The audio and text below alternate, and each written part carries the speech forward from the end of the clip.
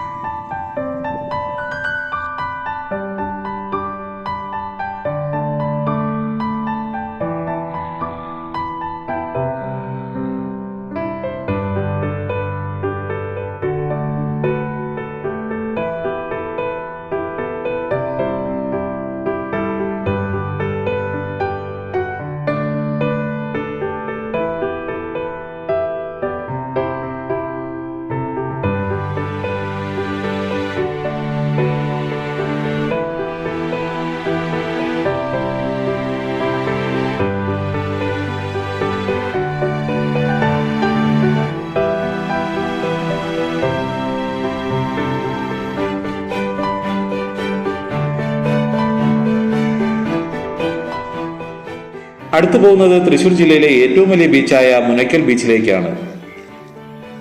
കൊടുങ്ങല്ലൂർ പട്ടണത്തിൽ നിന്നും 7 കിലോമീറ്റർ അകലെയാണ് ഈ ബീച്ച്. അറബിക്കടലിന്റെ തീരത്തുള്ള ഈ ബീച്ച് അതിമനോഹരമായതാണ്. ഹാർബർ എഞ്ചിനീയറിംഗ് വകുപ്പിന്റെ സുനാമി പുനരധിവാസ പദ്ധതിയിലാണ് ഈ ബീച്ച് വികസിപ്പിച്ചത്.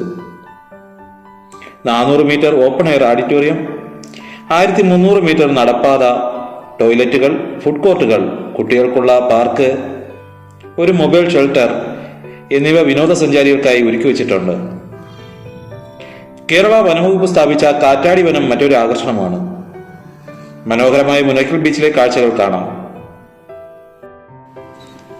തൃശൂർ ജില്ലയിലെ ഏറ്റവും വലിയ ബീച്ചാണിത്. മുസിരീസ് ഹെറിറ്റേജ് പ്രോജക്ടിന്റെ ഒരു ഭാഗമാണ് ഈ ബീച്ച്. ലോകമെമ്പാടുമുള്ള പൂർവികർ അവശേഷിപ്പിച്ച വ്യാപാര സംസ്കാരത്തിന്റെ മുനമ്പാണിത്. ക്രിസ്തുമതം ആദ്യമായി പ്രവേശിച്ചതും മുസ്ലിം പ്രാർത്ഥനയ്ക്ക് ആഹ്വാനം നൽകിയ ചേരമാൻ പള്ളിയും, കൊടുങ്ങല്ലൂർ ഭഗവതി ക്ഷേത്രത്തിലെ ഭരണി ഉത്സവത്തിലേക്കും, ജൂത സിനഗോഗിന്റെ സംസ്കാരത്തിലേക്കും, ഗ്രാമങ്ങളിലെ കൈത്തറി പൈതൃകത്തെക്കുറിച്ചും, പാലിയം കൊട്ടാരവും മുസിരിസിലേക്ക് നയിച്ച പഴയ ജലപാതയിലേക്കുമുള്ള ഓർമ്മപ്പെടുത്തലാണ്. കേരളത്തിലെ ഒരു പുരാതന തുറമുഖമാണ് മുസിരിസ്.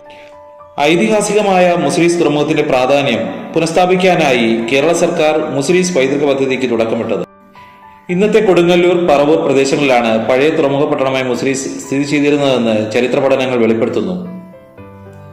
BC 3000-ന്റെ തുടക്കത്തിൽ ബാബലോണിയക്കാരും അസീറിയക്കാരും ഈജിപ്തുകാരും സുഗന്ധദ്രവ്യങ്ങൾ തേടി മലബാർ തീരത്ത് എത്തിയതോടെയാണ് മുസിരീസിന്റെ കഥ ആരംഭിക്കുന്നതെന്ന് ചരിത്രകാരന്മാർ പറയപ്പെടുന്നു. പിന്നീട് അറബികളും ഫിനിഷ്യരും ചേർന്നതോടെ ക്രമേണ കൊടുങ്ങല്ലൂരിലെ മുസിരീസ് ലോക വ്യാപാര ഭൂപടത്തിൽ പ്രവേശിച്ചു. കേരളം സുഗന്ധവ്യഞ്ജനങ്ങളുടെ ഒരു പ്രധാന കേന്ദ്രമായി മാറിയപ്പോൾ കുരുമുളകിന് പകരം സ്വർണം നിറച്ച റോമൻ കപ്പൽ മുസിരീസിൽ വന്നതായി സംഘസാഹിത്യം വിവരിക്കുന്നു.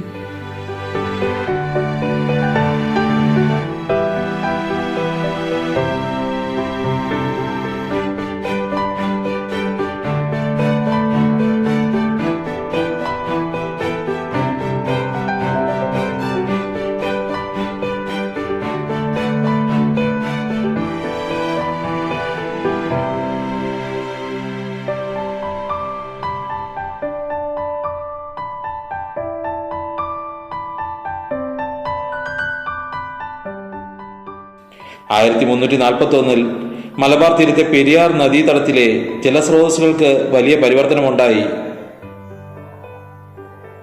ജലസ്രോതസ്സുകൾ വലിയ പരിവർത്തനത്തിന് വിധേയമായപ്പോൾ ഉണ്ടായ വെള്ളപ്പൊക്കവും ഭൂകമ്പവും കാരണം മുസിരീസ് ഭൂപടത്തിൽ നിന്ന് അപ്രത്യക്ഷമായി. എന്നാലും തുറമുഖത്തിന്റെ അവശിഷ്ടങ്ങളും അതിന്റെ പഴയ പ്രതാപവും ഇപ്പോഴും നിലനിൽക്കുന്നു. പറഞ്ഞാൽ തീരാത്തത്രയുണ്ട് മുസ്ലിസ് ചരിത്രം. 2500 വർഷങ്ങൾക്ക് മുൻപ് നിലനിന്നിരുന്ന അതിസമ്പന്നമായ ഒരു തുറമുഖ സംസ്കാരത്തിന്റെ അവശേഷിപ്പാണ് മുസിരിസ്.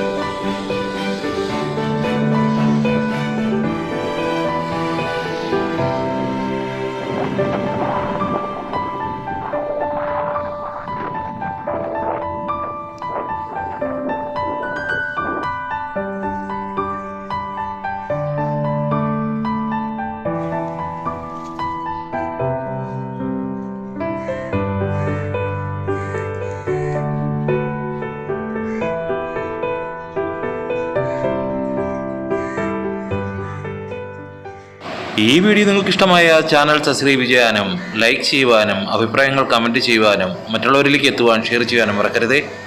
അടുത്ത വീഡിയോയുമായി വീണ്ടും കാണാം. അതുവരെ നന്ദി, നമസ്കാരം.